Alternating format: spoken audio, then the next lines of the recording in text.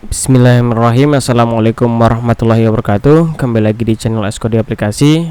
Kali ini Eskodi Aplikasi mau nge-share dan mereview sebuah aplikasi sederhana, yaitu aplikasi untuk masjid ya. Jadi terkadang memang masjid ini membutuhkan sebuah media informasi untuk pengolahan data minimal.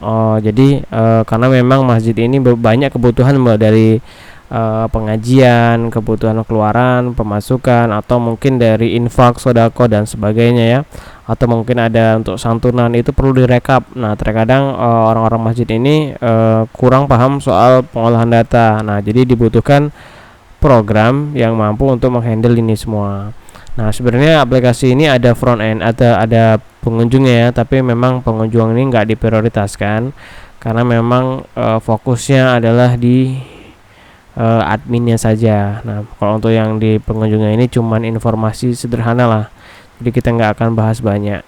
Nah untuk aplikasinya sendiri kita menggunakan bahasa pemrograman PHP, kemudian ada JavaScript, kemudian CSS, markupnya pakai HTML. Nah di sini juga mungkin ada beberapa komponen-komponen yang kita pakai seperti jQuery ataupun Bootstrap ya untuk framework di CSS-nya.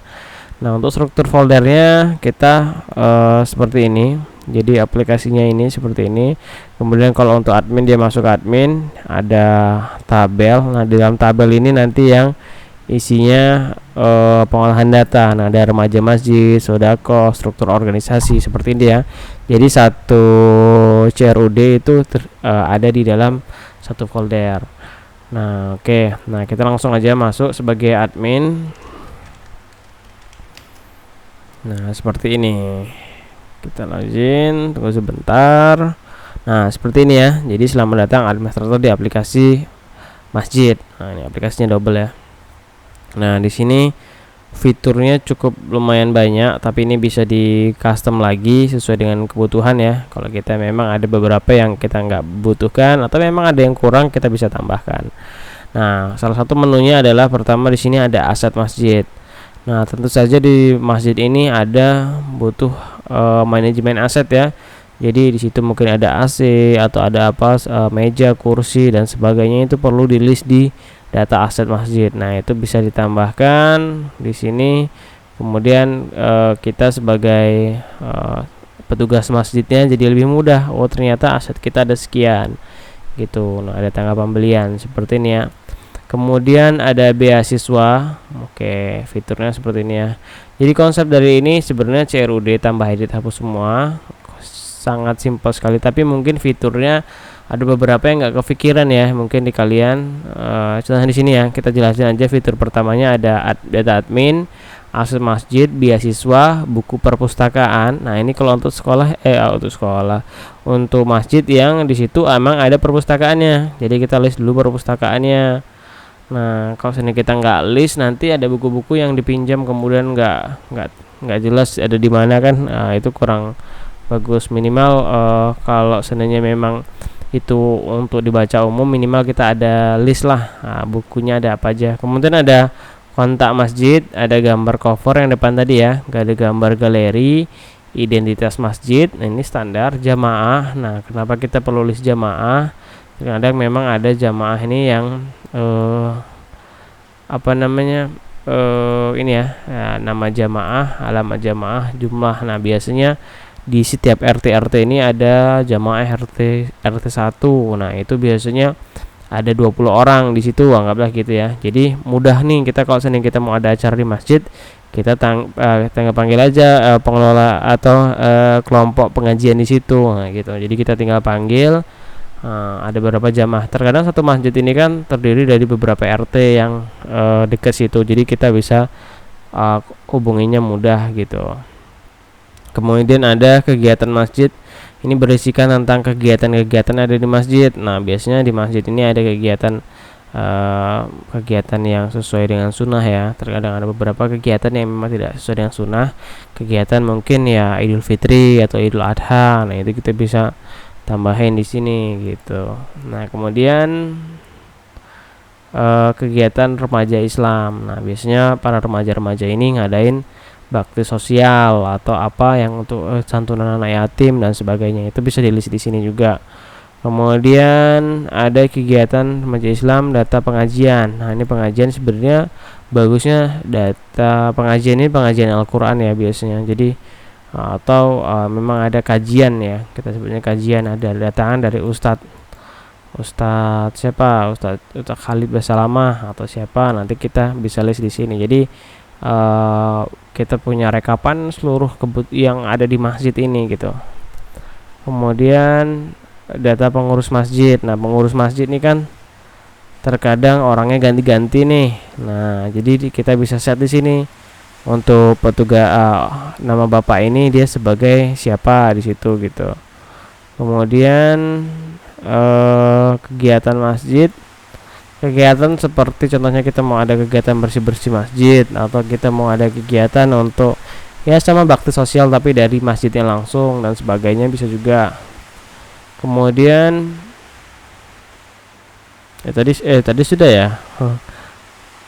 Kemudian langsung rapat. Nah, rapat ini biasanya ada juga nih. Jadi kalau rapat masjid itu biasanya diskusi tentang suatu kasus, anggaplah gitu ya, ada warga sekitar yang melakukan tindakan seperti apa dan dimusyawarahkan di masjid. Nah, ini bagusnya dirapatkan dan kita merekap tuh. Jadi apa aja hasil dari rapat itu. Jadi memang benar-benar aplikasi ini merekap seluruh yang terjadi di masjid gitu. Kemudian ada rekening arus kas. Nah, biasanya rekeningnya itu kita perlu masukkan di sini agar kita ingat juga. Kadang kita sebagai pengurus masjid kita nggak ingat tuh. Kemudian data remaja masjid ini nggak urut ya. Remaja masjidnya siapa, sodako, struktur organisasi, kemudian ada tabungan kurban. Nah, tabungan kurban ini penting juga nih.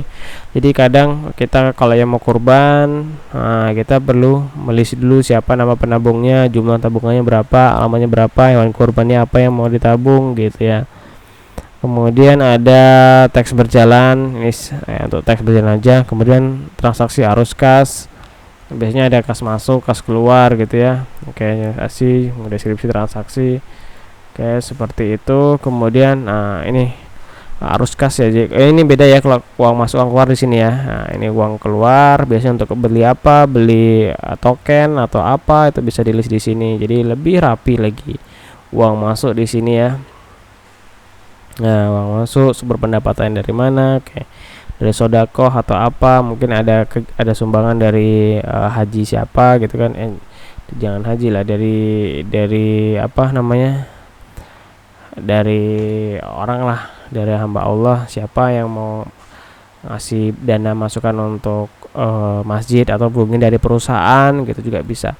Nah, kalau laporan otomatis semua yang ada di sini kita cetak, kita print gitu. Contohnya di sini data apa ya, data admin lah. Oke, kita data admin kita mau print, yaudah kita tinggal cetak gini aja. Nah, nanti langsung ngeprint datanya sesuai dengan ya kita inputkan dan tanggalnya langsung tanggal hari ini. Dan tadi sebelum nyetak kita ada filter dulu mau cetak berdasarkan apa. Oke, kurang lebih seperti ini ya aplikasinya. Jadi insya Allah mudah dipahamin. Konsepnya standar CRUD semua dan memang yang lebih banyak itu adalah yang dikelolanya. Jadi yang dikelola itu banyak di masjid. Kalau untuk yang di pengunjungnya, saran saya kalau kalian mau bikin aplikasi untuk di pengunjung itu pakai WordPress saja. Jadi karena kalau WordPress ini kan lebih user friendly, lebih mudah lah, kita customnya juga template-nya lebih banyak gitu. Nah, untuk pengolahan baru pakai aplikasi ini. Karena memang kalau di WordPress itu nggak mensupport untuk aplikasi pengolahan data kayak gini lah ya. Oke, mungkin sekian video dari kami. Terima kasih telah menonton video ini. Wassalamualaikum warahmatullahi wabarakatuh.